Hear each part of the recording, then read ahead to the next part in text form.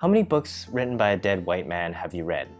How many books have you read from someone of the same gender as yourself, of the same ethnicity? How many books have you read by someone from your country? When we choose what to read, we tend to gravitate to what we're familiar with. I was brought up in public school to read classical books, books by white people. It is time we diversified our reading.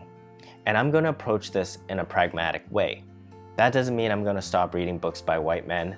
No, it just means I'm going to expand my perception of books that are available to me without that feeling that the author had not written that book for me. It was written for me, if I choose to read it. So here is what I'm doing. I'm calling it the 1 out of 5 rule. 1 book out of 5 I read will be from a writer of a different gender or sexual identity. 1 book out of 5 will be from a writer of a different ethnicity. 1 book out of 5 will be from a writer of a different nationality. 1 book out of 5 will be a book that I think I'll hate, that I feel would oppose my beliefs and interests. 1 book out of 5 will be a book of my choice. Anything I want. With something like books, we can't be colorblind readers, because currently in most bookstores, white authors take up more shelf space, and therefore, if you go in and grab a book, you'll likely pick up one from a white author. At this very moment, if you want to read something written by a Black, Indigenous, or person of color, you need to dig for it. You need to make a conscious choice to do that. You need to go further down the aisle and look for it.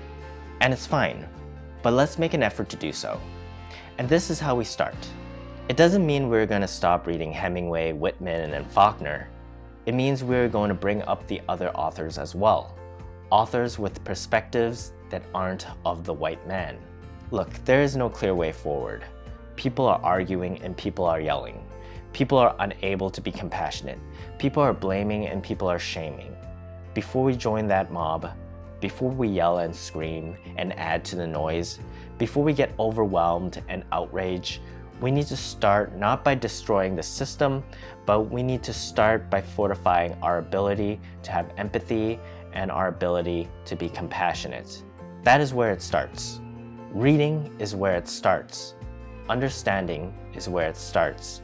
Learning to think for ourselves is where it starts. That is how I'm going to diversify my reading, and I hope you'll join me.